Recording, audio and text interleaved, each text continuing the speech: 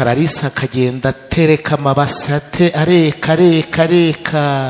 Hari umupolisi Imana yamuhaye umugisha, ageza n'ubwo inyenyeri ziza ku rutugu, ariko wamusanga ari gukubura, wamusanga ari kureka amazi mu rusengero, ntuzamenye ko ari Kararisa Imana yarateje iteka. Ntabwo icyubahiro kigeze gituma adakorera Imana, aca bugufi.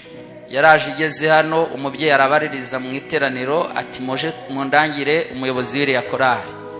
Yaraje avuye Kimisagara, nta makuru yari afite, yakorara aje kureba.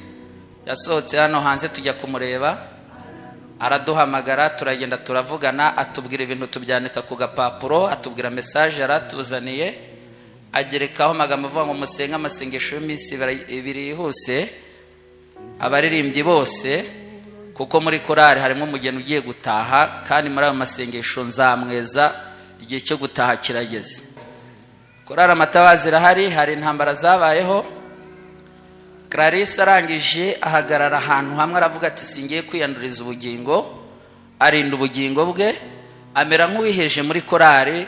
Hari igihe umuntu aba arimo aravuga ati rwose ndi umugenzi sinshaka kuvuga. Kuwa gatandatu mu gitondo yakundaga gushyira ibintu kuri status yiwe, agahita abwira dirije akamubwira ngo iyi ndirimbo irimo iramfasha, byaba ngombwa twaba dufite umwanya tukayiririmba tugiye mu marepetisiyo. Ariko kuwa gatandatu mu gitondo agiye kugenda, yashyizeho indirimbo ya 271, ashyiraho igitero cyaho cya nyuma kivuga ngo Yesu databuja nzamukorera ntacogora, kubwo buntu n'urukundo amfitiye, maze imirimo yo mu isi yose ninyirangiza azampamagara ngeze mu ijuru. Ijya kurisha ihera ku rugo. Niba yarabashaga gukora ibyo ngibyo hanze, murumva uko mu rugo byabaga bimeze.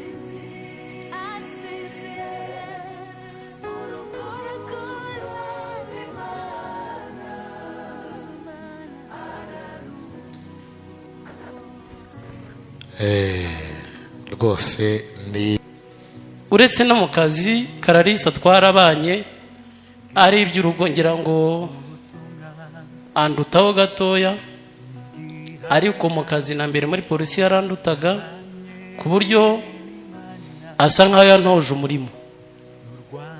umurimo w'ubugenzacyaha twawukoze kuva mbere. Twarakoranye, hari n'abenshi bari ahangaha twakoranye bavuga ibye byose. Yagiraga kwitonda, niyo yahuraga n'ikibazo wabonaga ibyo ari ugusenga no guturana, dusa nkaho duturanye.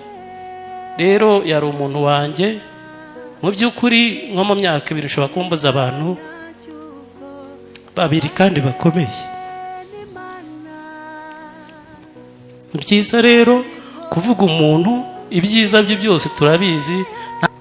Ndasaba komite ya Korali Amatabazi bari hano, mwegere hano hafi. Komite ya Korali Amatabazi,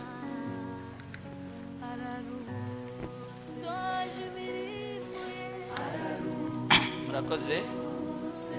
Bakiza bari bampamagaye bavuga ko ari Simeo, ariko ntabwo ibyo ngiye kuvuga ari ibyanjye, ahubwo ni ibya Korali Amatabazi.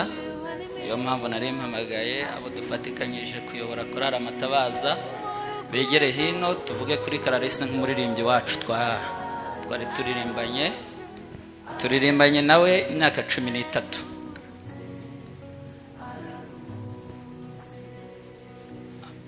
Mu myaka 13 biragoye kuvuga umuntu mu myaka 13.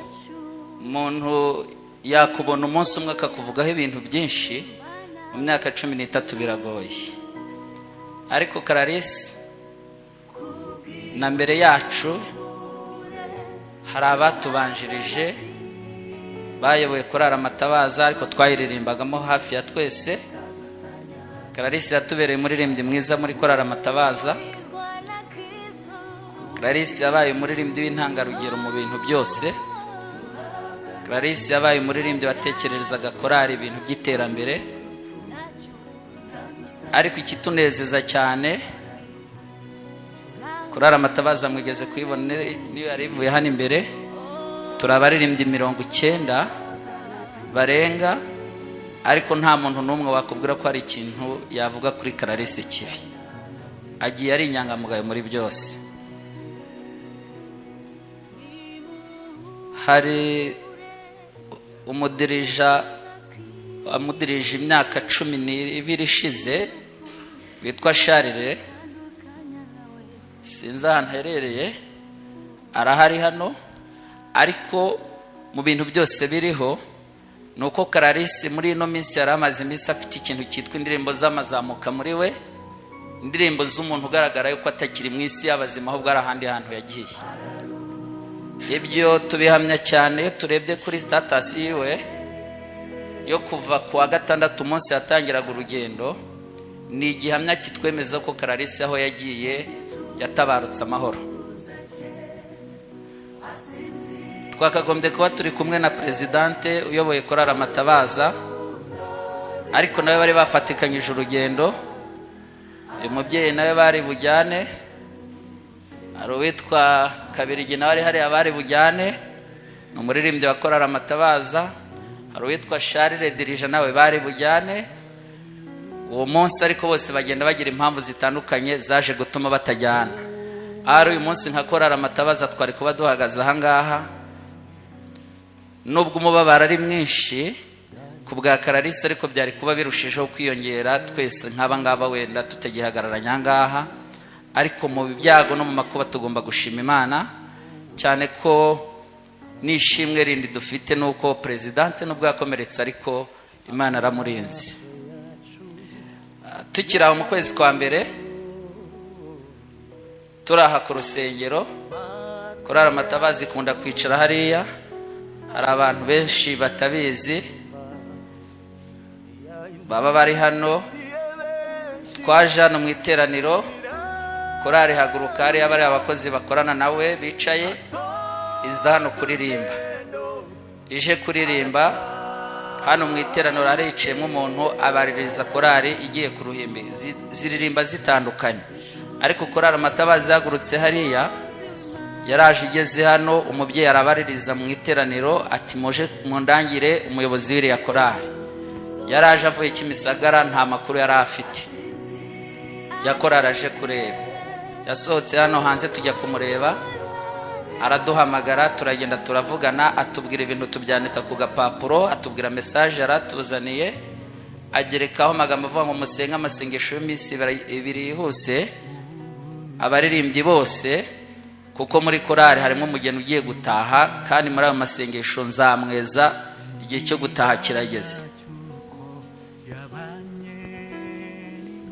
Aya magambo nimo ndayavuga, burya hari igihe umuntu avuga amagambo bakavuga ngo hari aho yayumvise. Impamvu mpagararanye n'aba bantu n'abahamya, twakagombye kuba korali yose twayizanye hano, ariko umwanya ni muto kuko aya magambo twayumvise twese turi kumwe.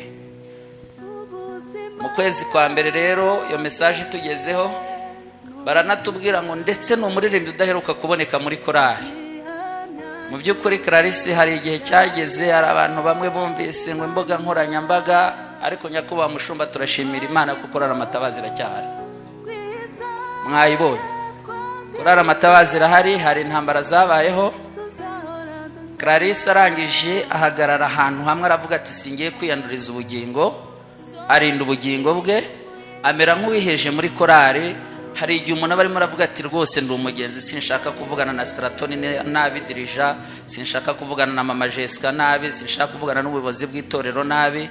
Clarisse ahagarara ahantu hamwe, maze guhagarara ahantu hamwe amera nk'aho atabonetse muri korali. Icyo gihe Imana yarabirebaga ko adaheruka muri korali. Ariko mu kwezi kwa mbere ho gatoya, mu kwezi kwa 12 Clarisse yabonetse cyane muri korali. Kwezi kwa mbere abonekamo, tubwiye iyo message dusengana amasengesho, twe tunatekereza abakecuru batakiboneka muri korali kubera intege nkeya z'iki z'ubukecuru. Dufite abakecuru bari muri korali. Abo bakecuru rero twabatekerejeho, ariko Imana yari ibizi. Twasenganye na Clarisse amasengesho,